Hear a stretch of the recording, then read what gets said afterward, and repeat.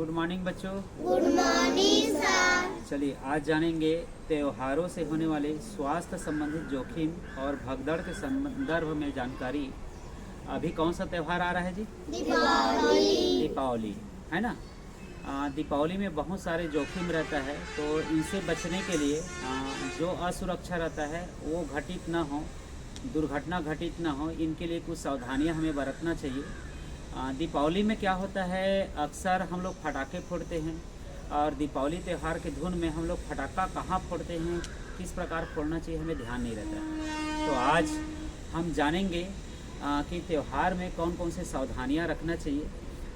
दीपावली के सीज़न में मुख्यतः हमें पटाखा ऐसे जगह चलाना चाहिए जहाँ जोखिम कम हो। बंद कमरा में पटाखा नहीं जलाना चाहिए, है ना। पटाखा को जलाकर किसी के घर में नहीं फेंकना चाहिए। पटाखा जला रहे हो तो आपका मुंह पटाखे के पास नहीं होना चाहिए, ठीक है।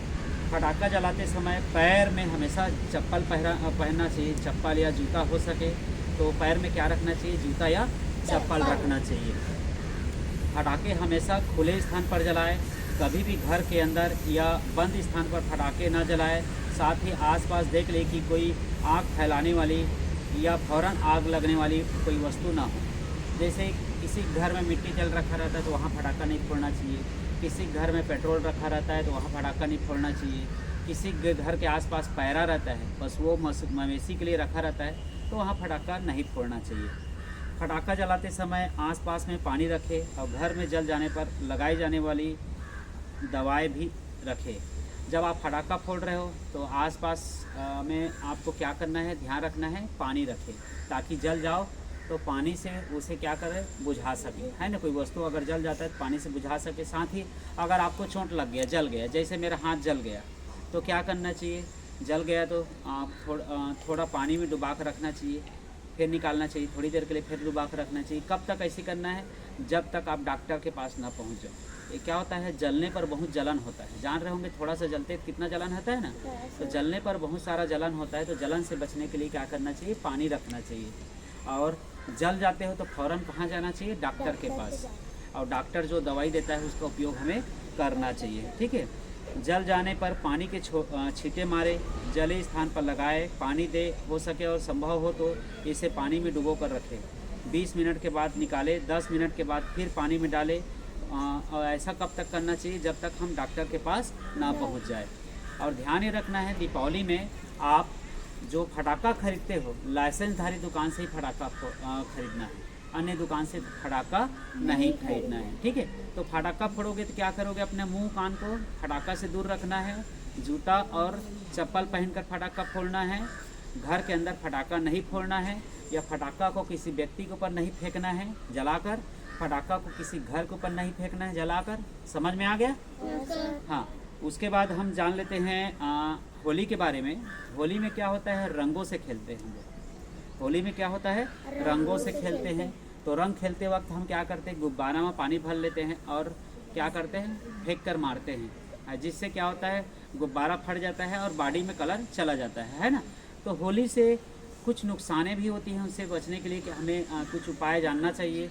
जैसे आप होली खेलने जा रहे हो तो होली खेलने के पूर्व क्या करो, हो सके तो अपने बॉडी में नारियल का तेल लगा लो, अपने बॉडी में नारियल का तेल लगा लो, उसके बाद ही होली खेलो। इससे क्या होता है, रंग बॉडी के ऊपरी भाग में रहता है, अंदर नहीं जाता, चमड़ी को नुकसान नहीं पहुंचा पाता। होली खेलने के बाद आप क्या करो, तुरंत जाकर नहाना चाहिए। होली के दिन हो सके तो गहरा रंग का कपड़ा नहीं पहनना चाहिए। गहरा रंग का कपड़ा में क्या होता है, कलर लग जाता है और छूटता नहीं।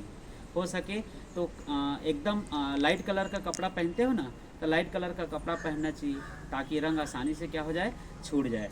बेहतर होगा कि प्राकृतिक रंग का उपयोग करना चाहिए होली खेलने में, है ना। पूरी बाँह या फुल स्लीव के कपड़ों का नहीं पहनना, कपड़ों को ही पहनना चाहिए। रंगों में भीगने से पहले शरीर पर तेल लगा देना चाहिए, है ना। ये पूरा बाँह वाला कपड़ा पहनना चाहिए, ये पूरा कंप्लीट है, हाफ कपड़ा नहीं पहनना चाहिए।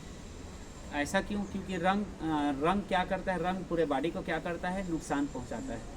और होली के दिन में क्या करना चाहिए, नेचुरल रंग का क्या करना चाहिए, उपयोग करना चाहिए।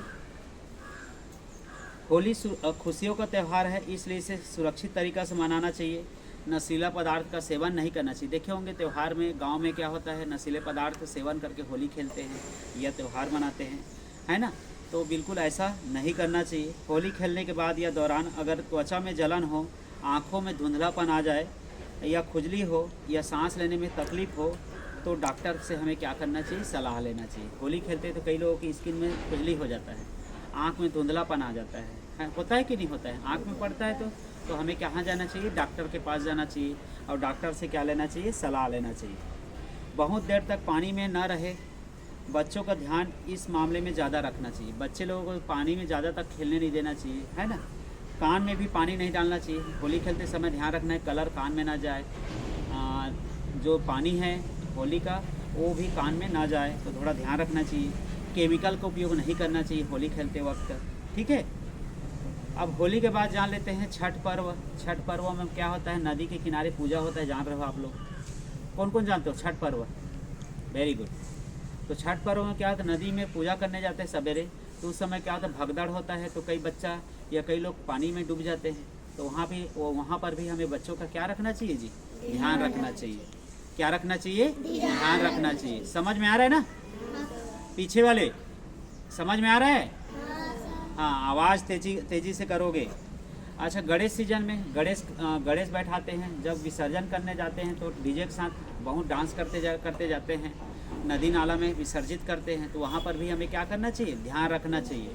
रखना चाहिए कि नहीं? रखना चाहिए। देखे होंगे हर साल नदी में कुछ लोग डूबकर मर जाते हैं, है ना।